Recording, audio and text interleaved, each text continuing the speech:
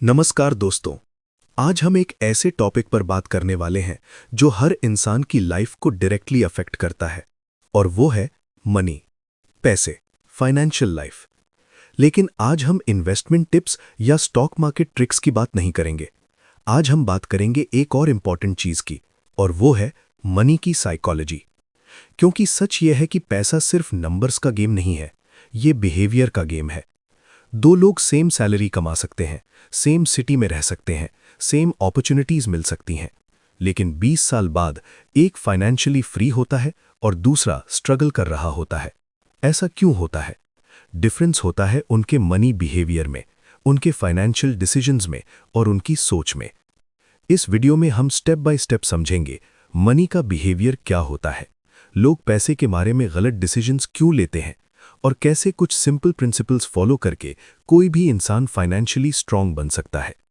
ये वीडियो थोड़ी लॉन्ग होने वाली है, लेकिन अगर आप इसे एंड तक देखते हो तो आप पैसे को एक बिल्कुल नए पर्सपेक्टिव से देखोगे और शायद आपके फाइनेंशियल डिसीजंस भी चेंज हो जाएंगे। अगर आपको सेल्फ इंप्रूवमेंट और साइकोलॉजी जैसे टॉपिक्स पसंद हैं तो चैनल को सब्सक्राइब करना ना भूलिए, क्योंकि यहाँ हम ऐसे ही डीप टॉपिक्स पर बात करते रहते हैं। चलिए शुरू करते हैं। चैप्टर 1, मनी का रियल गेम। सबसे पहले एक सिंपल सवाल, अगर पैसे कमाना सिर्फ इंटेलिजेंस पर डिपेंड करता तो दुनिया के सबसे इंटेलिजेंट लोग ही सबसे अमीर होते। लेकिन रियलिटी क्या है? बहुत सारे हाईली एजुकेटेड लोग फाइनेंशियली स्ट्रगल करते हैं और बहुत सारे एवरेज लोग फाइनेंशियली स्टेबल हो जाते हैं। इसका रीजन क्या है? रीजन है बिहेवियर। फाइनेंशियल सक्सेस का बिगेस्ट फैक्टर है बिहेवियर।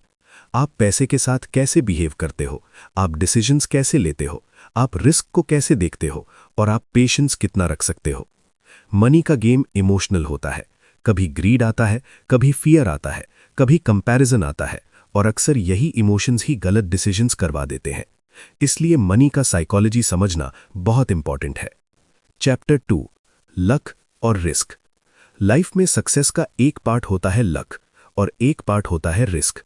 बहुत बार लोग सक्सेसफुल इंसान को देखकर कहते हैं, ये इंसान बहुत स्मार्ट था, इसने बहुत हार्ड वर्क किया। ये बात सही है, लेकिन कभी कभी सक्सेस में लक का रोल भी होता है। एग्जाम्पल के लिए सोचिए, दो लोग एक ही बिजनेस स्टार्ट करते हैं, दोनों इक्वली टैलेंटेड हैं, दोनों इक्वली हार्ड वर्क करते हैं, लेकिन एक का बिजनेस ग्रो हो जाता है और दूसरा फेल हो जाता है। कभी कभी डिफरेंस लक का होता है। इसी तरह कभी कभी फेलियर भी बैड लक की वजह से होता है।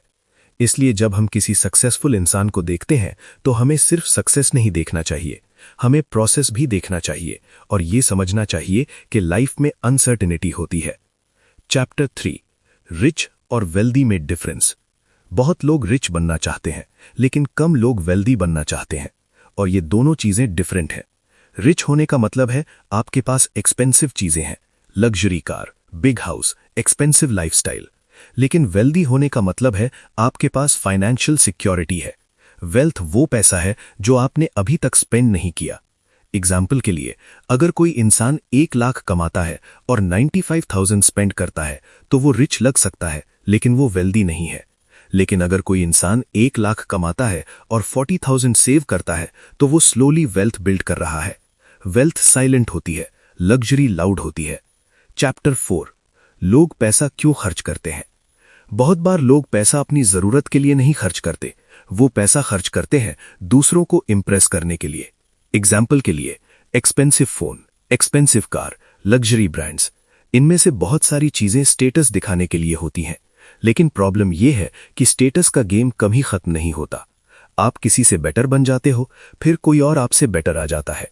इसलिए अगर आप अपनी लाइफ कंपैरिजन के बेसिस पर जीते हो तो फाइनेंशियल पीस कभी नहीं मिलती। चैप्टर 5, सेविंग का पावर।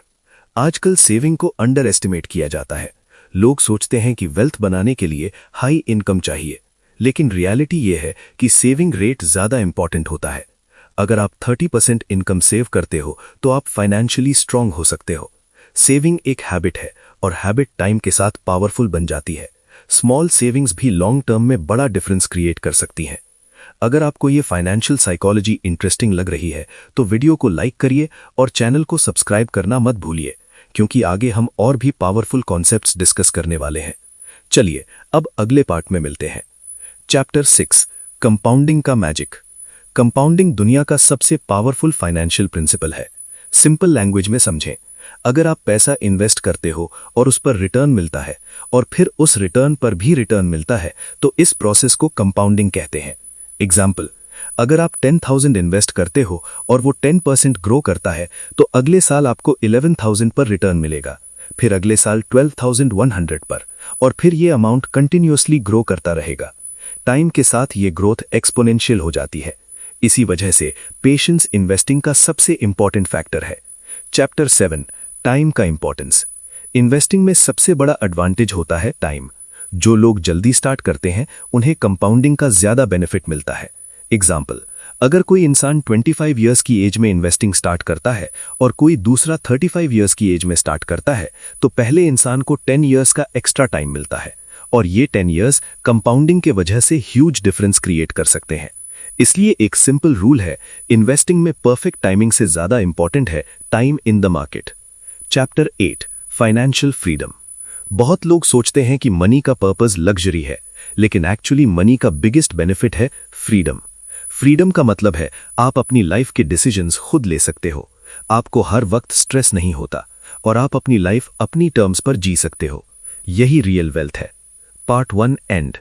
अगर आप यहां तक वीडियो देख चुके हो तो मुझे उम्मीद है कि आपको मनी का पर्सपेक्टिव थोड़ा चेंज होता हुआ फील हो रहा होगा, लेकिन अभी बहुत इंटरेस्टिंग कॉन्सेप्ट्स बाकी हैं। नेक्स्ट पार्ट में हम बात करेंगे मनी मिस्टेक्स जो लोग रिपीट करते हैं, इन्वेस्टिंग साइकोलॉजी, फियर और ग्रीड का role, long term wealth building rules और कुछ पावरफुल फाइनेंशियल हैबिट्स। अगर आप नेक्स्ट पार्ट मिस नहीं करना चाहते तो चैनल को सब्सक्राइब जरूर कर लीजिए। चलिए अब अगले पार्ट में मिलते हैं।